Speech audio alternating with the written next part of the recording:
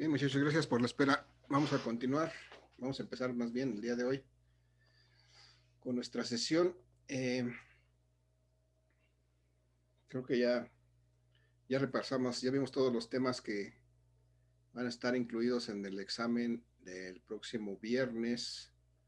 Tenemos que fijar algunos detalles con respecto a eso nada más. Y el día de hoy se trata de resolver solamente dudas que haya al respecto del trabajo que tienen pendiente. Y en su caso,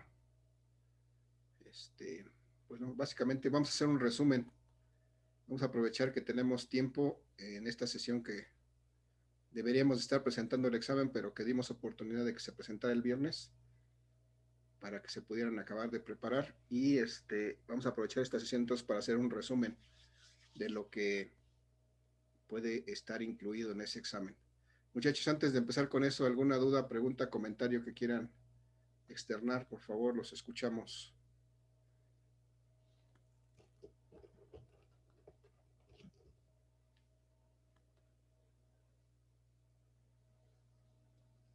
Muchachos, dudas, preguntas, comentarios, ¿no hay? Creo que no, profesor. Gracias, Genaro. Vamos a ver entonces, vamos a empezar con lo primero para quedar ya claros en relación a lo del examen, porque por ahí hubo un error de mi parte en cuanto a que no publiqué una tercera opción del horario, y entonces parece que había más preferencia por esa tercera opción que no puse, no especifiqué bien, pero ayer relanzamos la pregunta y vamos a ver el resultado. Acá está. El resultado, tenemos aquí a 8 personas solamente que lo quieren de 1 a 3, 5 personas de 3 a 5 y la mayoría se inclina por el lado de 5 a 7 de la noche. Entonces, como le comenté ayer, vamos a respetar por esta vez su voluntad y así lo voy a programar.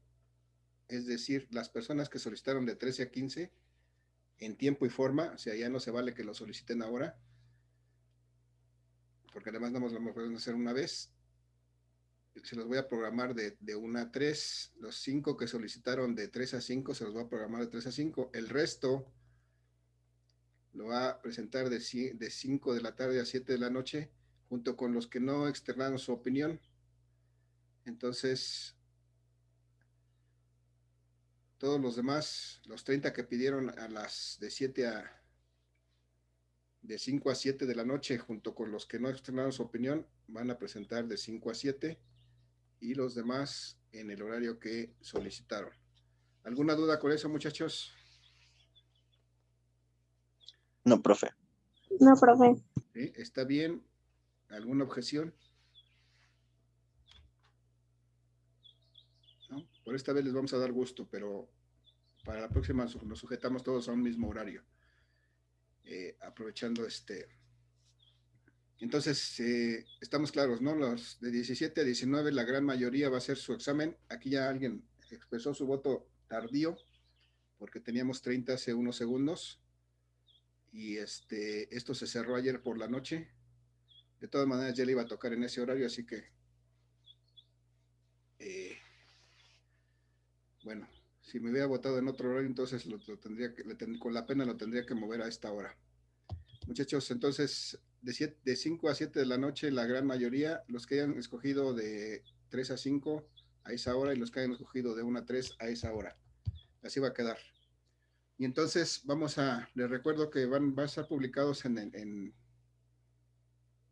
Classroom no en Classroom, en Edmodo los dos exámenes, un examen de teoría por un punto, una serie de preguntas de teoría por un punto y un examen de problemas por 4 puntos para un total de 5 puntos de este examen que vamos a presentar el día viernes.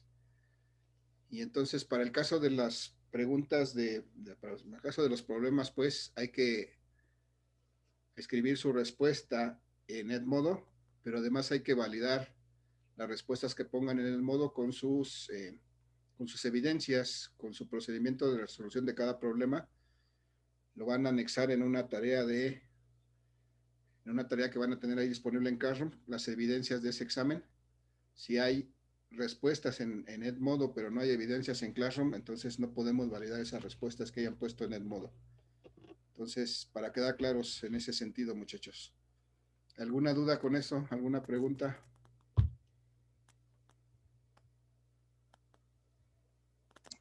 No, profe. Muchachos, objeción. Entonces, estamos claros, ¿no? Son dos exámenes, uno de teoría y uno de problemas. Los dos van a estar en Edmodo. Ustedes eligen cuál hacen primero, pero solamente en un lapso de 2 horas que van a estar disponibles. Entonces, ahí ustedes eligen en qué momento, cuál hacen primero, cuál hacen después. Y del examen de problemas, ahí van a escribir sus respuestas en el modo y van a mandar sus evidencias de esas respuestas a Classroom. Ahí van a subir su evidencia para completar. Y desde luego van a tener algunos minutos, alrededor de 20 minutos después de que termine su horario de examen para subir sus evidencias. Si suben evidencias de manera posterior, pues ya no van a ser válidas, porque debe ser inmediatamente después de terminar su examen. ¿Dudas, preguntas con respecto a eso, muchachos?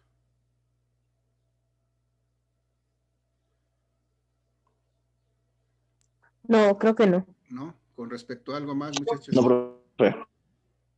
¿Alguna otra con respecto a algo más? ¿Los ejercicios? ¿Alguna pregunta con respecto a los ejercicios? ¿Alguna duda? ¿Alguna discrepancia? ¿Todavía no los han hecho? Yo sí, ¿podría explicar solamente otra vez lo de la ley de Coulomb en el magnetismo? Lo de la ley de Coulomb del magnetismo, explicarlo de nuevo, Andy, ¿me dices? ¿Mande? ¿Qué? Sí, nada más un ejercicio o algo porque hay algunas cosas que no me acuerdo bien. Bueno, ahorita vamos a hacer el resumen y si todavía queda duda, me avisas, ¿no? Sí. Bueno, lo vamos a mencionar ahí sí muy someramente, pero ahorita me dices de la ley de Coulomb del magnetismo. Ok. ¿Qué más, muchachos? ¿Alguna duda con respecto a los ejercicios? Tengo aquí solamente 2 personas que lo han entregado. En el otro grupo me hicieron observación de un resultado en el primer problema de este segundo. Me parece que sí. Aquí apenas hay 10 y creo que es para hoy. Bueno, ahí les encargo sus ejercicios, muchachos. En cuanto a sus prácticas, de una vez aprovechando que estamos aquí, tengo aquí aparentemente en todas trabajo, a excepción de que supongo que es el equipo 10. No sé por qué me suena que es el equipo 10 y no sé por qué me suena que sí sé quién está aquí. Bien, muchachos, ¿alguien está presente del equipo 10 que me comente qué pasa con su práctica?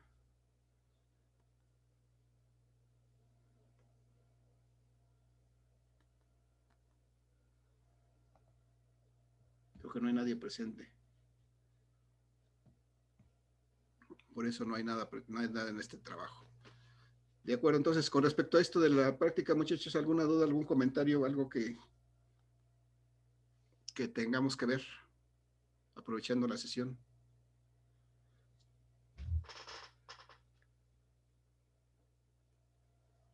¿No hay tampoco, muchachos? Vale. Bueno, entonces vamos a proceder entonces al resumen, muchachos, de lo que vimos en todo este parcial. Algo así muy, muy resumido. Y si en algún punto hay alguna duda, como lo que me decía ahorita esta Ávila, Amdi, me dicen por favor y ahondamos en esa parte. Entonces voy a compartir mi presentación. Es una hoja en blanco. Y vamos a empezar a recordar desde el principio de este parcial lo que habíamos estado, los conceptos que habíamos estado revisando. Lo primero que vimos eran hablamos de imanes. Y por ejemplo voy a dibujar aquí un imán. Por el color y por la forma, pues este es un polo norte de un imán de barra. Y de este lado voy a dibujar un segundo polo, tal vez por aquí. Y por el color, pues desde luego, incluso por el color puedo identificar que esto es un polo sur. Y lo primero que pregunto, muchachos, aquí entre este polo norte y este polo sur, pues se da un efecto, se genera un efecto de atracción entre estos polos, y esa atracción es debida a algo que se denomina el campo magnético. Y lo primero que tendría yo que hacer aquí es representar el campo magnético entre estos polos de los imanes. Y ¿con qué representa ese campo magnético, muchachos? ¿Qué utilizo para poderlo representar? ¿Vectores? Vectores, sí es un vector, sí, pero ¿qué utilizo para poderlo dibujar, digamos? Para poderlo visualizar ahí. ¿Cómo lo dibujo? ¿Las líneas de fuerza? Con las líneas de fuerza, exactamente. Entonces, para poder visualizar el campo magnético, lo que tengo que trazar son líneas de fuerza. ¿Y de dónde a dónde van las líneas de fuerza, muchachos? Entre estos polos, por ejemplo, entre un polo norte y un polo sur, ¿de dónde a dónde van? Del polo norte a la derecha, del polo sur a la izquierda. Del polo norte, ok. O sea, van de norte a sur. Esa es una cuestión importante, porque también son preguntas de examen, ¿no? Las líneas de campo magnético salen del polo norte siempre y entran al polo sur en el exterior del imán. Si lo viéramos en el interior del imán sería al revés, pero en el exterior del imán, en este caso que van de un polo norte de un imán al polo sur de otro imán, pues salen del polo norte y van al polo sur, pero van en todo el espacio, no solamente en los polos, en las caras de los polos, sino en todo el espacio propiamente. Esto es tridimensional, aunque aquí nada más lo dibujamos en un plano, pero en todo el espacio hay líneas de campo magnético y siempre tienen esta misma dirección, van de un polo norte hacia un polo sur. Entonces ya identificamos, estas son líneas de fuerza y son las que nos permiten precisamente pues dibujar para visualizar ese campo magnético, representar ese campo magnético. Ustedes en su práctica las están viendo cómo se pueden visualizar, por ejemplo, con limaduras de hierro físicamente, estas líneas de fuerza o de campo magnético. Bien, ya está. Entonces, si yo tomo una de estas líneas de fuerza, por ejemplo, si tomo esta línea de fuerza, esta es precisamente una línea de fuerza o una línea de campo magnético. Pues también tiene un nombre, tiene una unidad. ¿Cómo se llama esto? ¿Qué es esto que tomé aquí? Una línea de fuerza que es igual. ¿Alguien se acuerda? A un Maxwell. Gracias, Diego. Un Maxwell, efectivamente, este es un Maxwell. Un Maxwell es igual a una línea de fuerza. Y todo esto que representamos aquí, todas estas líneas de fuerza en su conjunto representan lo que llamamos el flujo. Y representamos con esta letra Φ. Estas líneas de fuerza es flujo magnético, desde luego. Representamos con esta letra Φ. Y lo podemos representar en los dos sistemas. En este caso, una línea de fuerza es en el sistema CGS. Esas son sus unidades, líneas de fuerza o Maxwells. Pero si por otro lado tuviéramos la posibilidad de empaquetar, digamos, de juntar un montón de líneas de fuerza, tantas como 10 a la 8 líneas de fuerza, es decir, son 100 millones de líneas de fuerza. Entonces, ¿qué tendríamos aquí, muchachos? Un Weber. Un Weber. Muy bien, esto sería un Weber. 10 a la 8 líneas de fuerza es un Weber.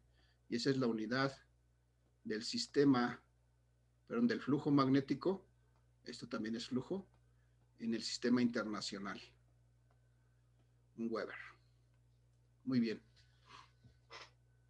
Si fuera el caso entonces que hacemos pasar esa línea de fuerza que tenemos por acá de este lado, por una superficie, que atraviese una superficie dada que tuviera 1 centímetro por lado, entonces estaríamos haciendo pasar una línea de fuerza o un Maxwell a través de un área de 1 centímetro cuadrado. Y entonces, ¿qué tendríamos aquí, muchachos? ¿Alguna idea?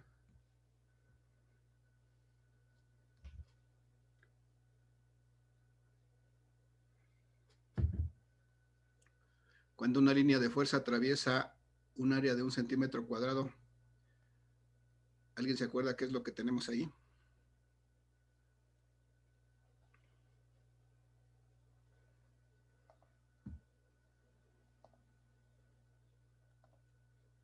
¿No hay idea?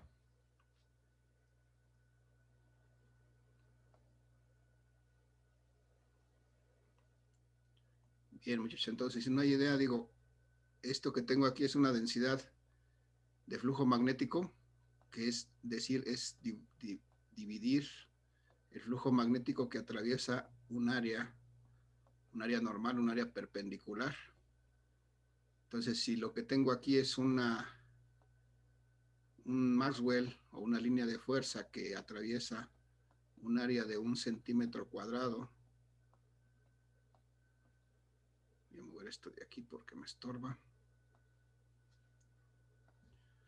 de 1 centímetro cuadrado, entonces, ¿qué es lo que tengo ahí, muchachos? ¿Qué es igual esto? Un flujo de un Maxwell en 1 centímetro cuadrado. ¿Alguien se acuerda? ¿Cómo se llama esto?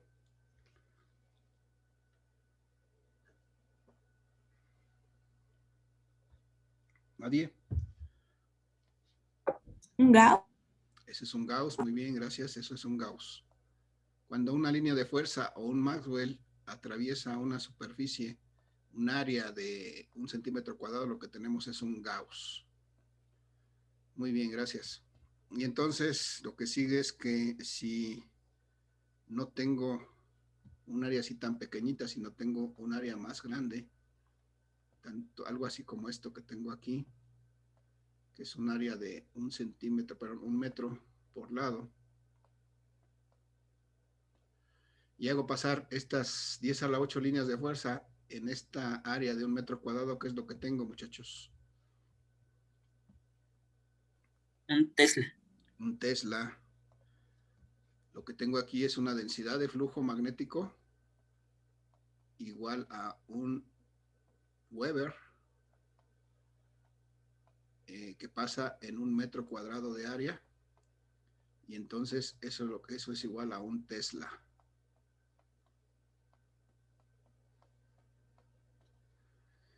Entonces, si hago pasar estas 10 a la 8 líneas de fuerza, 100 millones de líneas de fuerza por esta área de 1 metro cuadrado, lo que tengo es una densidad de flujo magnético de un Tesla. Esta densidad de flujo magnético, muchachos, fue el primer concepto que vimos, y de hecho es el mismo concepto que seguimos viendo hasta hoy. En este caso era provocado por imanes.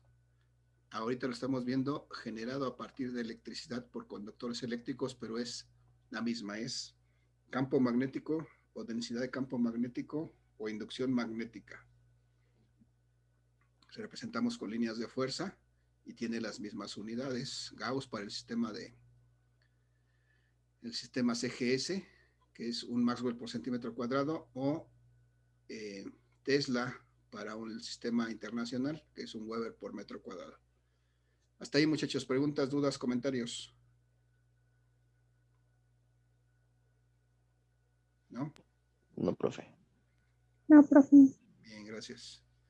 Entonces, ¿qué más vimos después de esto? Vimos que, bueno, debido a este campo magnético, ahí se generan ciertos efectos, en este caso, una cierta atracción o repulsión entre los polos magnéticos. En este caso, de dos polos diferentes, pues lo que hay es una atracción. ¿Qué me dice eso? Que este polo norte, por ejemplo, atrae este polo sur con una cierta fuerza. Entonces, este polo norte ejercería una fuerza sobre este polo sur, tratando de atraer a este polo en esta dirección. Entonces, aquí estaría la fuerza que este polo norte ejerce sobre este polo sur. Y si lo viera yo al revés, veo nuevamente que hay atracción entre el polo norte y el polo sur. Si veo que el polo sur de alguna manera está atrayendo al polo norte, pues entonces diría que existe una fuerza que este polo sur ejerce sobre este polo norte. Y la pregunta aquí sería, muchachos, ¿cómo sería la magnitud de estas dos fuerzas? La que el polo norte ejerce sobre el polo sur con respecto a la que el polo sur ejerce sobre el polo norte. Es decir, esta fuerza del polo sur sobre el polo norte con respecto a la fuerza que ejerce el polo norte sobre el polo sur, ¿cómo serían en cuanto a magnitud? ¿Sería igual? Serían iguales. Eso es importante, estas fuerzas son iguales, o sea, con la misma fuerza que atrae el polo norte al polo sur, atrae el polo sur al polo norte. La diferencia, desde luego, son las direcciones, porque son vectores esas fuerzas, pero en cuanto a magnitud son iguales. ¿Y cómo calculo esa magnitud de las fuerzas entre estos polos magnéticos? ¿Con qué? Con la de Coulomb del magnetismo. Casi no te escuché, pero sí dijiste Coulomb del magnetismo. Sánchez, ¿quién es Abel? Sí, profe, de la de Coulomb del magnetismo. Con la ley de Coulomb del magnetismo. Entonces, muy bien. Entonces, para aplicar la ley de Coulomb del magnetismo tengo que ver varias cosas. Tengo que ver que, por ejemplo, en qué es lo que hay aquí entre estos dos polos magnéticos. Y como veo que no hay nada más que aire, entonces debo de ver que aquí hay una cierta permeabilidad, o sea, hay una facilidad para que estas líneas circulen. Y como hay aire vacío, esta permeabilidad la identifico como mu0, que es la permeabilidad del aire o el vacío. Y entonces eso es algo que necesito para poder determinar esta fuerza. Si no mal me acuerdo, esta fuerza, de acuerdo con la ley de Coulomb, es resultado de, ya hasta se me olvidó, K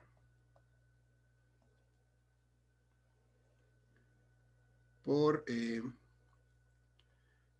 la intensidad del polo norte directamente proporcional al producto de los polos, la intensidad del polo sur y dividido entre el cuadrado de la distancia que separa esos polos, ese polo norte y ese polo sur, en este caso. Entonces, esta acá, porque tengo precisamente esta permeabilidad absoluta, digo, es lo que tengo aquí es aire o vacío. Y entonces, muchachos, ¿alguien se acuerda cuánto vale esta permeabilidad absoluta del aire o del vacío? ¿A qué es igual? Es 4pi por 10 a la menos 7. Muy bien, 4pi por 10 a la menos 7. Ese es el valor de la permeabilidad del aire o el vacío, 4pi por 10 a la menos 7. Y las unidades para este caso de que necesito calcular fuerzas de esta permeabilidad, las que voy a utilizar son newtons sobre amper cuadrado.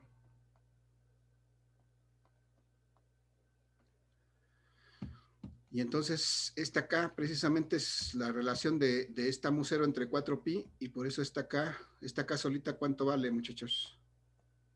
10 a la menos 7. 10 a la menos 7, porque es la mu0, que es 4pi por 10 a la menos 7, entre 4pi. Y entonces me da que esta acá solamente son 10 a la menos 7 y las mismas unidades,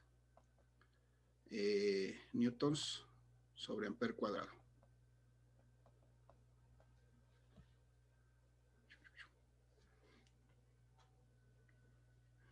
Entonces ya está. Con esto yo puedo determinar la fuerza, la magnitud de esta fuerza que se genera entre estos dos polos magnéticos. Desde luego, para poder para aplicar esto, considerábamos que las fuerzas son puntuales. Considerábamos los polos, en este caso, por ejemplo, que fueran así. El polo norte y el polo sur estuvieran concentrados de alguna manera, independientemente de la forma que tengan, que fueran representados como si fueran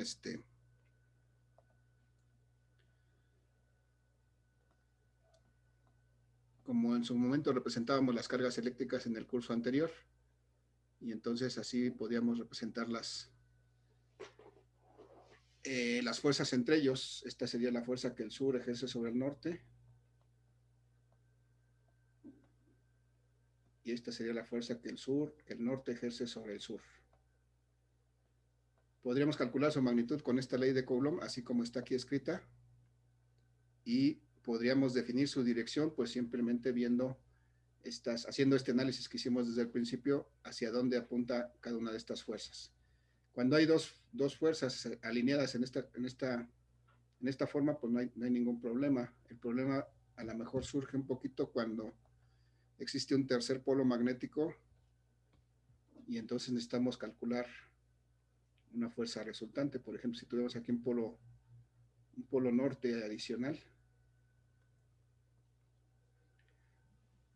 y quisiéramos calcular una fuerza resultante aquí es donde tendríamos que pues analizar cómo sería esa fuerza resultante.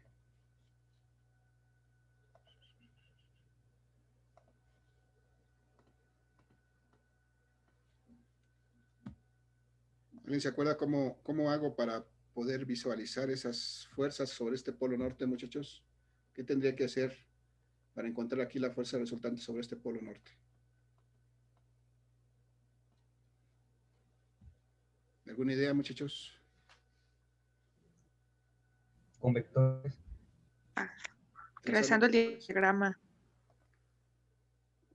Trazar los vectores, y para trazar los vectores primero tengo que hacer unir los cuerpos con una línea imaginaria, porque sé que ahí van a estar las fuerzas.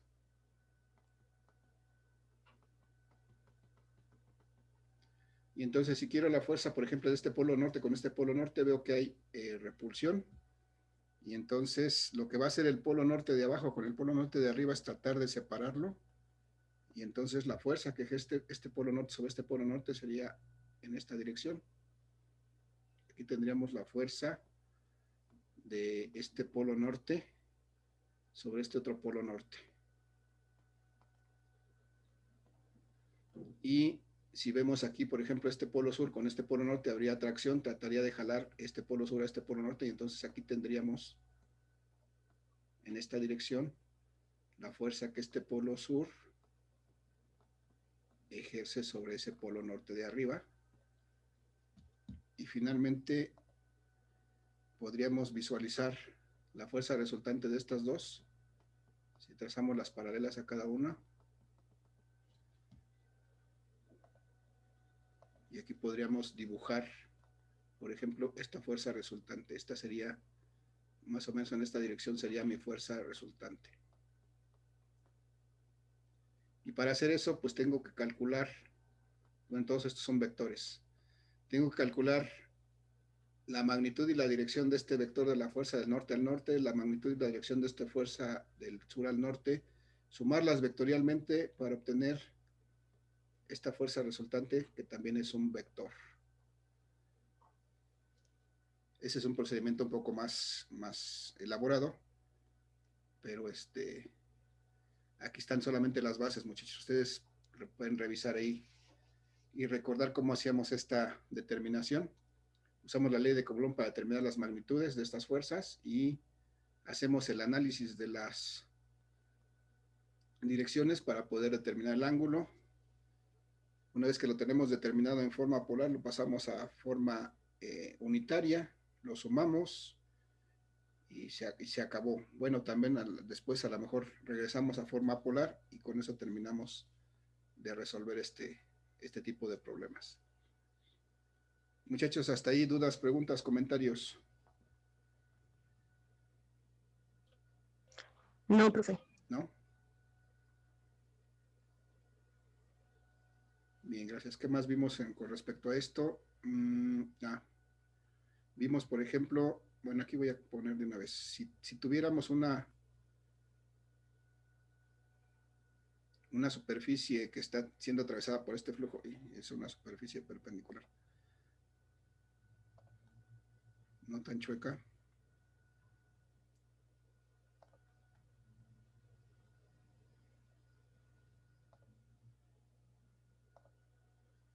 Falta recordar esto.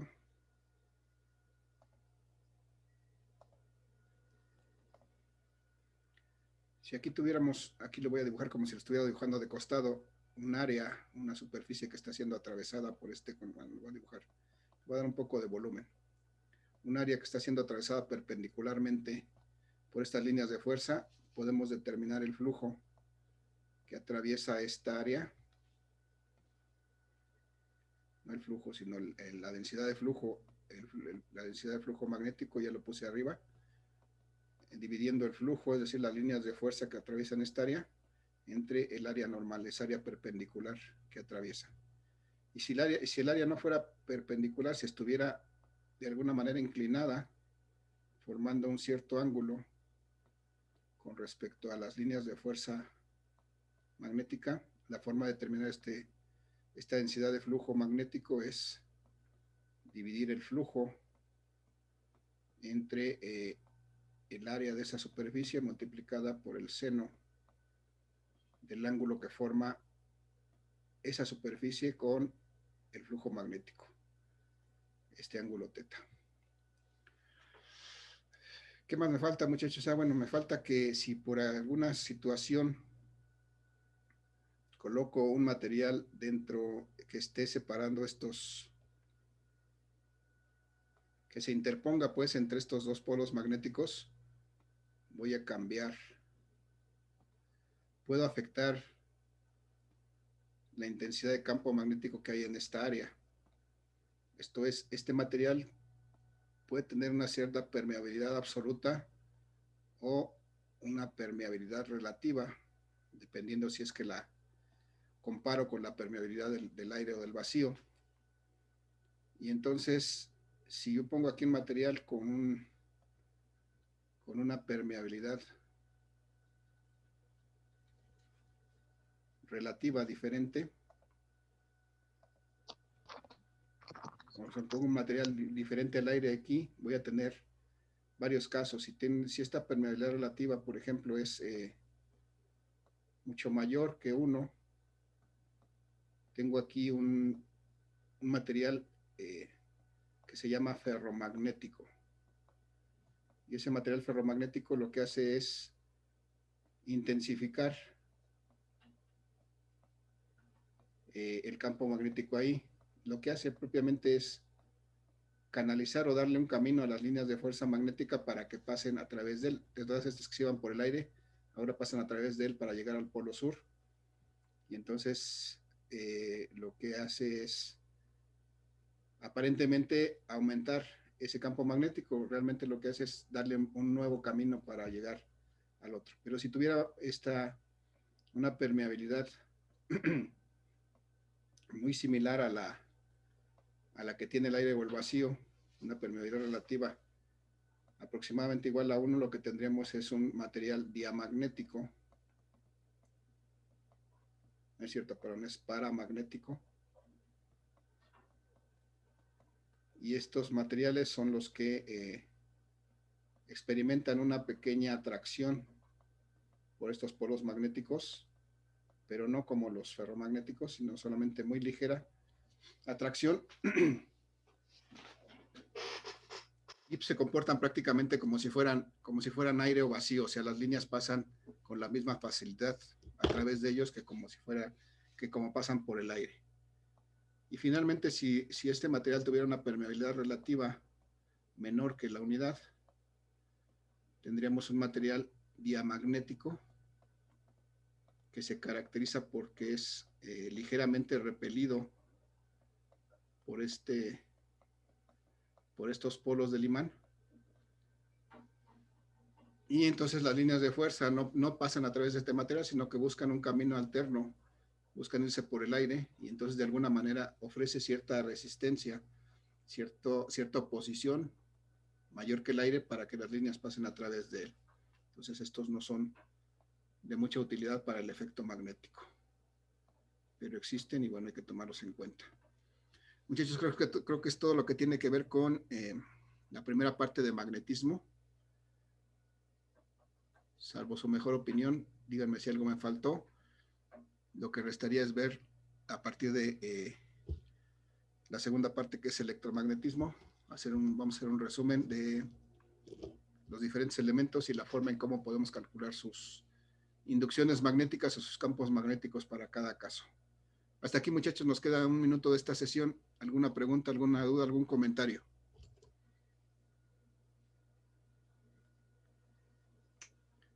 Muchachos. Creo que no, profesor. Algo que queramos andar en esto, por ejemplo, Amdi. No, ahorita no. Ahorita sí entendí. Casi no te entendí, pero si me repites. No. Que ahorita sí entendí esto. Ok. Bien, gracias. Entonces espero que esto les sirva para recordar y para que puedan aplicar en el caso del examen. Bien, muchachos, entonces vamos, ya se va a terminar esta sesión. Nos reconectamos en un par de minutos y hacemos el resumen de la segunda parte, la parte de electromagnetismo, para estar ya filosísimos para el examen del día viernes. Entonces, solamente nos quedan unos segundos. Vamos a dejar de compartir. Muchachos, entonces nos reconectamos en 2 minutos para la segunda parte de esta sesión. Y los veo de nuevo, muchachos. Voy a finalizarla para poder retomar la sesión.